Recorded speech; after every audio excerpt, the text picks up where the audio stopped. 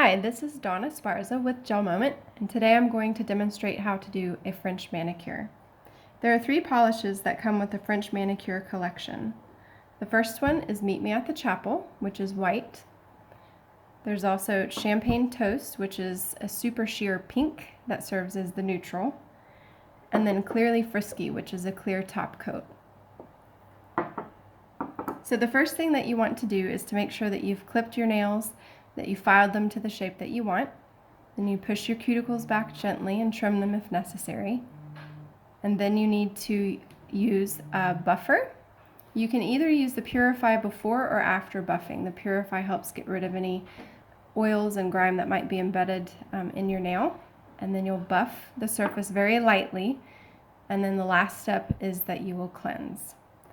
So today, we've done all of these steps except for the Purify and the Cleanse. So we're going to go ahead and do those.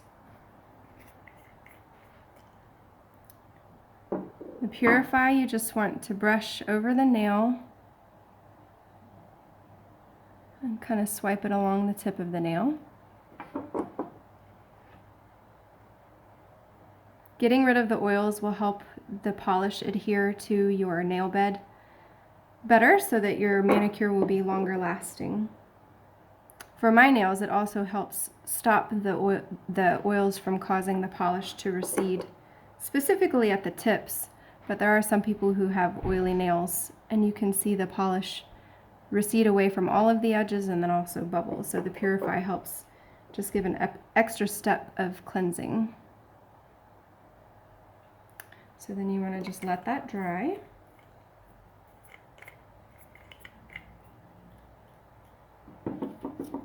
And then the next step is to use a cleanser pad.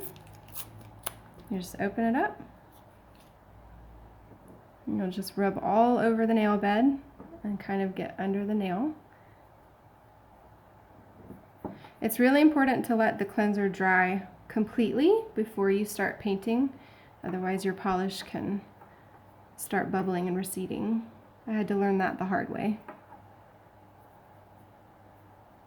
Once you do the cleansing process, make sure not to touch your nails with your hands or rest your face on your nails, anything that would put oils back onto the nails, or you'll need to cleanse again. And rather than leave this out of its packet, I like to stuff it back inside. And then fold the edge over, and that'll help keep it moist in case you need it throughout the manicure or for doing your other hand. Alright, so again, you want to make sure that you let the cleanser dry completely. The first polish that we're going to use is the Meet Me at the Chapel. So I'm just going to roll that gently in my hands. You make sure not to shake the bottle so that you don't introduce bubbles into the polish. Now the Meet Me at the Chapel brush is different from the rest of the brushes in the nail polishes. It's a much thinner, shorter brush so that it helps you get a cleaner edge for the French tip. So I'm just going to get a little bit of polish on the tip.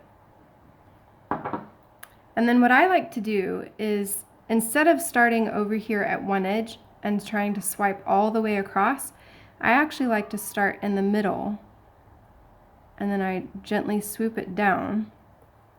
And then I turn the brush to get that corner.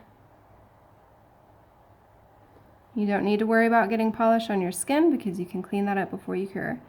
And then I come over to the other edge, and rather than putting the tip at the corner, I start a little bit onto the brush and then swipe in a rainbow to meet the middle line.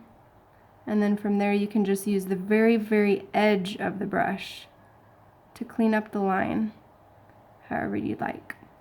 Some people like to start down lower, but I like to do just the very edge of the tip. I don't like it to be too thick. And you just clean it up under. And for the thumb, we're going to cure it by itself. And this is the Professional 4-finger lamp. It cures in 45 seconds. And by being able to do 4 fingers at a time and a thumb, it helps cut down the time needed to do the manicure. Make sure that you keep your bottles away from any lamps when you're curing so that you don't get gummy polish. I'm going to go ahead and get the champagne toast, roll that, and get it ready.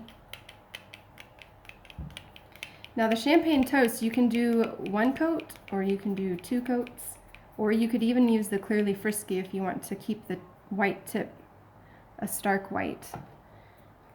But today we're going to use champagne toast, and I'm going to do 2 coats.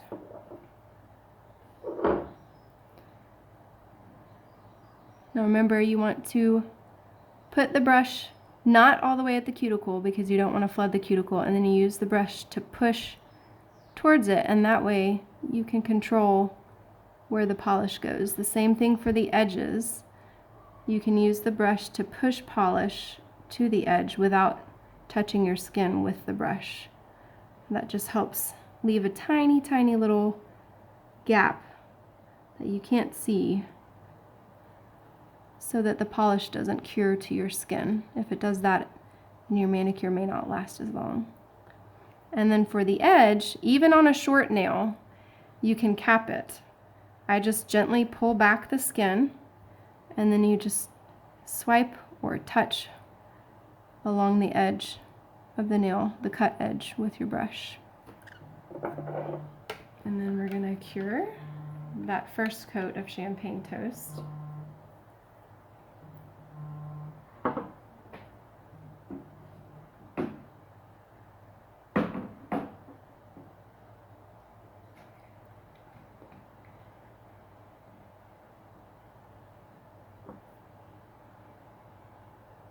I really like the French manicure because it's a nice classic clean look. It's very feminine.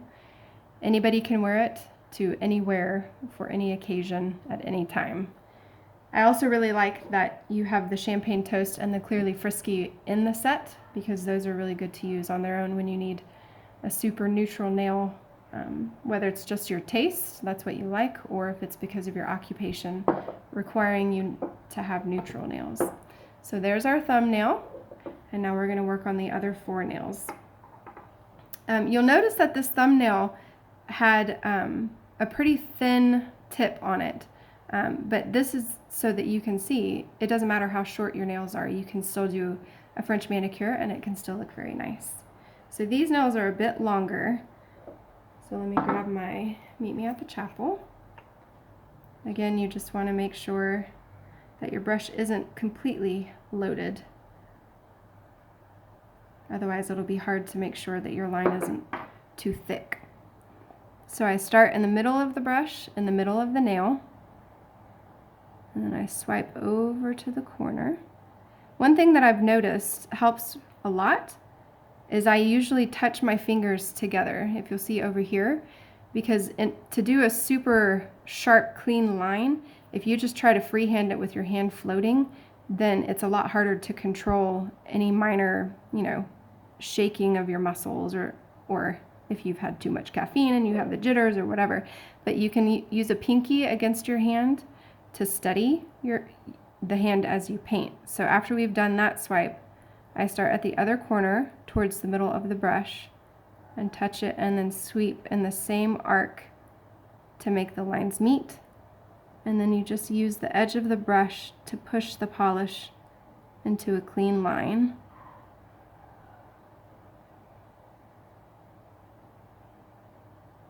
Like so.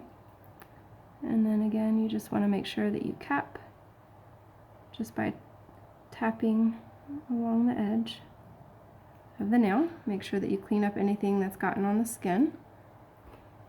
And then we're ready to do the next nail.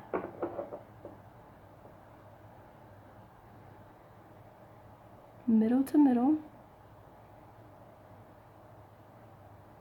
swoop to the edge, and then you go to the other corner and connect the rainbow, and then clean it up.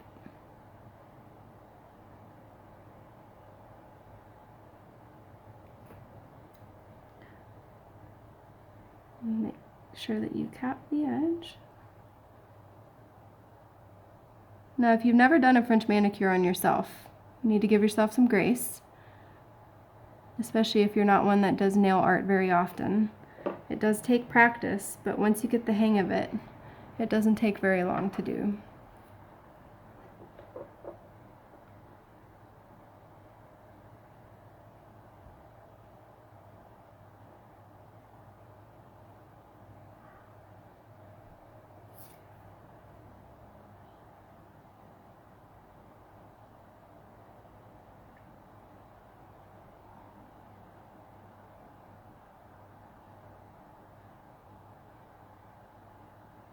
I think one of the things that makes a French manicure fairly easy is because you can follow the natural curve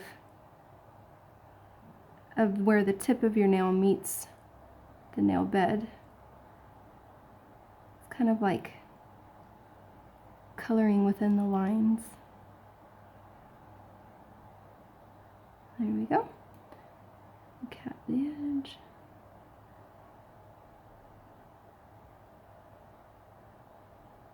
Now I have noticed on some nail tips, if they're pretty wide, or if someone's nails are pretty long, if you have a little bit of show through of the nail, you can always use the edge of the brush where you've still got polish to kind of load on a bit more. Or if you wanted to, you could come back and do a second coat of white after you cure. Then we'll do the pinky.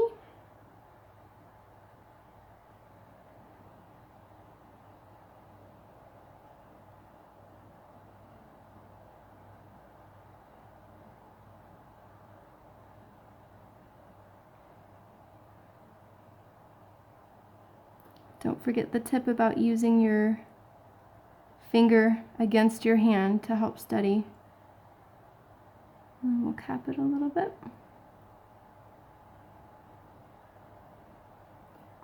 Like that. And we will cure.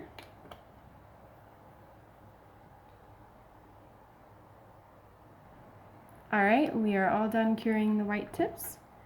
So now we're going to do 2 coats of the champagne toast, and then we will be back.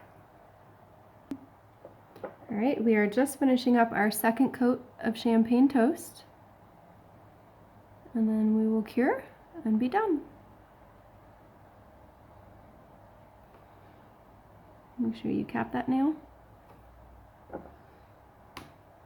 Clean it up.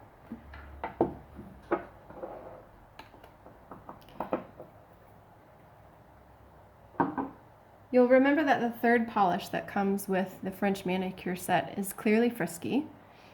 You have one of 2 options. You can either use Clearly Frisky right away as your top coat for the French manicure, but what I like to do is I like to wait about a week.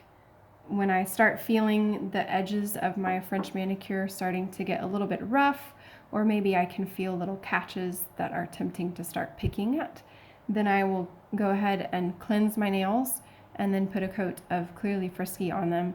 And that just helps with self-control, first of all, at not picking at my manicure, and it also helps it last a lot longer than it would if I didn't do the Clearly Frisky. All right, and there you have a French manicure. Now, some of you might be saying, sure, you can do a French manicure on somebody else, but it's much harder to do on yourself. So I thought that I would show you that indeed it can be done also on yourself. I'm going to do 1 finger on my left hand and 1 finger on my right hand. Maybe this will help give a better picture of how you can place your hands in order to do it on yourself. So you want to make sure to cleanse, let those dry.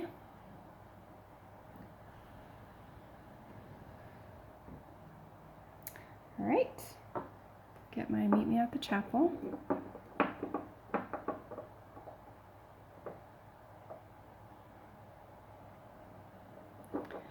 So for doing the left hand, which is my non-dominant hand, which means my right hand is able to do it quite well, I do the same thing that I just showed you. You start in the middle of the nail with the middle of the brush, and you just swipe towards one corner.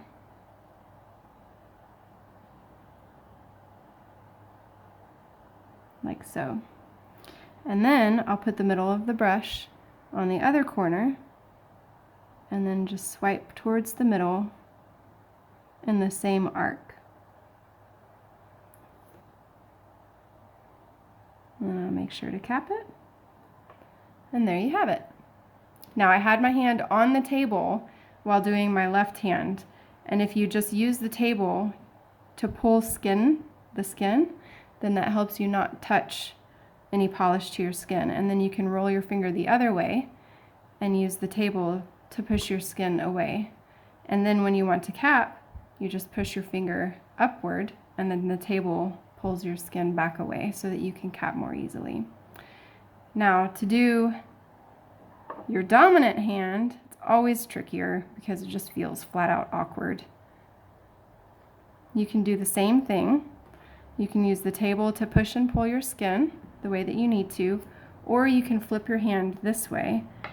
I keep my hand on the table because it gives some stability, and then I'll use my fingers over here against my hand just to try to make sure that there's no shaking. And then I'll start in the middle of the nail, sweep to one corner, and then I'll start on the other corner using the middle of the brush and sweep across.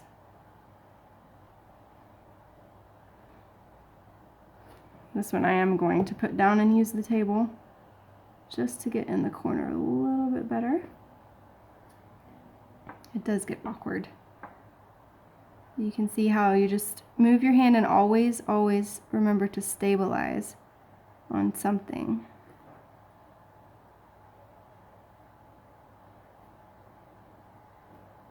This nail's a bit longer, so I'm going to have to add a bit more polish from the side of the nail. Not in the nail, the side of the brush.